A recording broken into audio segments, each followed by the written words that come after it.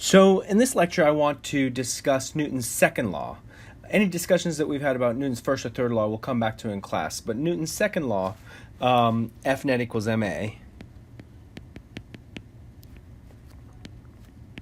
and how to apply that to various situations.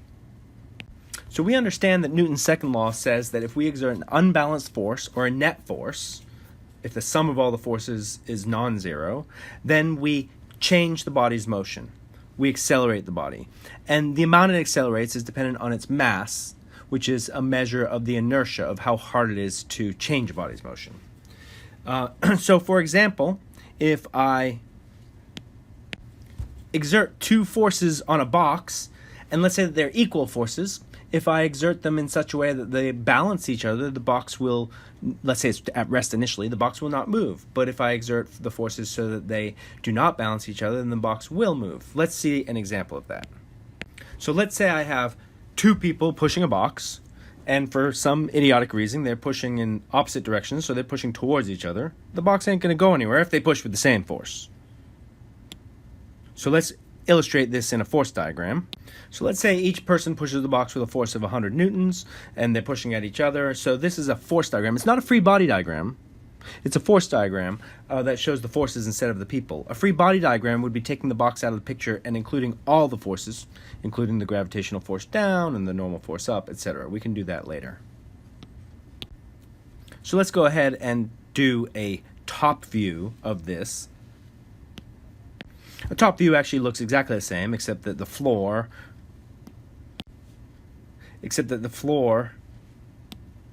isn't at the bottom anymore.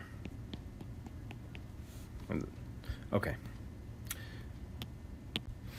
Also, in the side view, we could show the gravitational force and the normal force if we wanted. Gravitational force pulls it down, normal force pushes it up. In the top view, it's hard to show those because they're in and out of the page.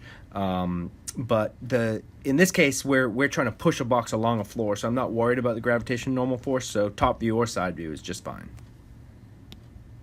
So we can go ahead and figure out, I know the answer is pretty obvious, but we can go ahead and figure out what the net force is. The net force, which is by definition the sum of all the individual forces, or the sum of all, we'll just call them F1, F2, ... In this case, if we're only taking into account the pushing forces, then the net force is going to be the first pushing force, let's say the pushing force on the left, plus the second pushing force, which is the pushing force on the right. Now these two forces have the same magnitude, but they have opposite directions, so they are different forces. And so we can write that, because we've given you some values, we can write that as 100 newtons. Oh, we got to define a positive direction. I'm going to go ahead and define my positive x direction as to the right, so that we can define our forces as 100 newtons to the right plus negative 100 newtons. Oops, I got to be careful about that. I just wrote J. That's not the correct one. It's in the x direction. It's in the negative x direction. Now, for those of you who are questioning the directions, we could have written this as it's 100 newtons to the right plus 100 newtons. And how do we write to the left? To the left is the minus I direction, right? That's to the left. So that's the same as minus 100I. Okay, so what we end up getting is 0 newtons in the I direction, or 0 newtons. Okay. But what if I want to move the box? Well, I could, for example, have them both come around to the same side. And the reason why I moved into a top view is so that I can have the people moving around the box, right? Everybody's on the floor figuring out how to move this box. So let's say that both people push from the same side and they push with the same force. So now the net force, F net equals ma. The net force is F push 1, F push, well, now it's not left and right. Oh gosh. I guess we're just going to say F push 1 plus F push 2. And that equals the mass times the acceleration of the box. Now I'm putting in the ma here because I know now it's an unbalanced force, that it's going to not equal 0, because it's going to be 100 newtons in the plus x direction plus 100 newtons in the plus x direction. And so that equals the mass of the box times the acceleration of the box. Let's say we didn't give the boss a mass before, but let's go ahead and give the boss a mass of 20 kilograms. Guess you don't really need two people to push a box of 20 kilograms, so that's okay. And so we get, therefore, we've got 200 newtons in the plus x direction is equal to 20 kilograms times the acceleration. So therefore, the acceleration is 200 divided by 20, which is 10 newtons per kilogram. And we got to carry that direction, right? It's in the plus x direction. That's the direction of the acceleration. The acceleration goes in the plus x direction.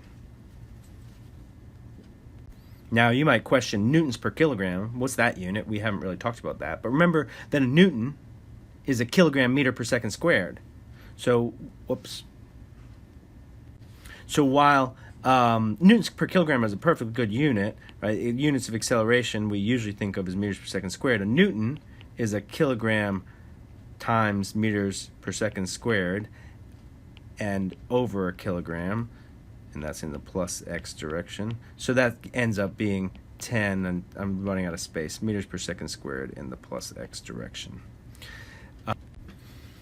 So now let's move the people in different positions relative to them. Let's say that one person's pushing at it to the right from our top view, and one person's pushing at it down or along the floor in the perpendicular direction from our top view. And now we'll just call them push 1, push 2. Okay, so that's fine. So what direction is the box going to go in?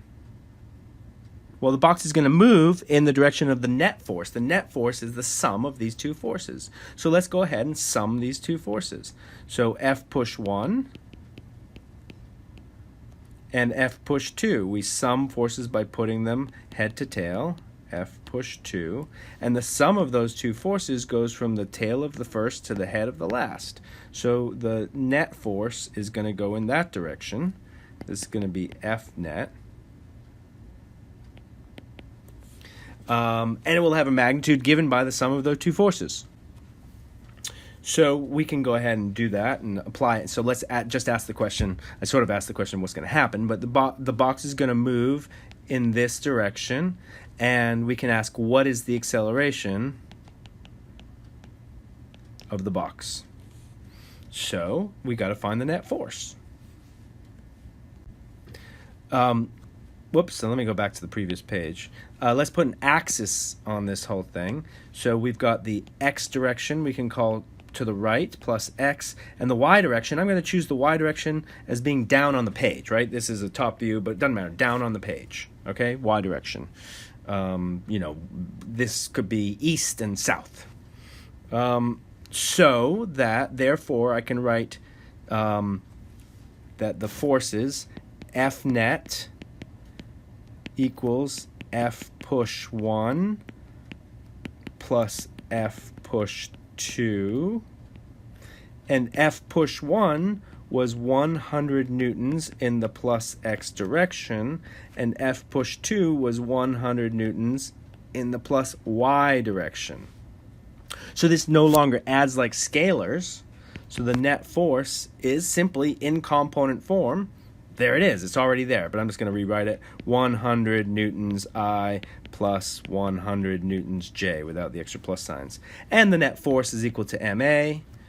So therefore, the acceleration, whoops, my screen screwed up. Okay, the acceleration is, the m was 20 kilograms, so I can divide both sides by 20. 100 over 20 is 5 meters per second squared in the I direction, plus 5 meters per second squared in the j direction. There you go. That's your acceleration. It's in component form. Remember, component form is a perfectly valid form unless you're asked for the magnitude and or the direction. So that's component form. That's the acceleration. And if we want to know what the magnitude and direction, let's say part B, I don't know if I ever called it part A, but part B, magnitude and direction of acceleration of the box. So the acceleration has a magnitude, right? The acceleration has a magnitude, which is the square root of 5 squared plus 5 squared, 25 squared of 50, which is about 7.1 meters per second squared. and it has a direction. Oh, we got to draw a picture. Let me draw a picture. Well, actually, you can probably see that since it's going 5 to the right and 5 down, that the angle theta is actually 45 degrees, but you can get that the angle theta is the inverse tangent of 5 over 5, which is 45 degrees. Now, we're not done right because it's 45 degrees down from plus x direction, or in the direction from plus y from plus x. It's 45 degrees south of east, something like that. If we put a southeast north on it, south of east, for example.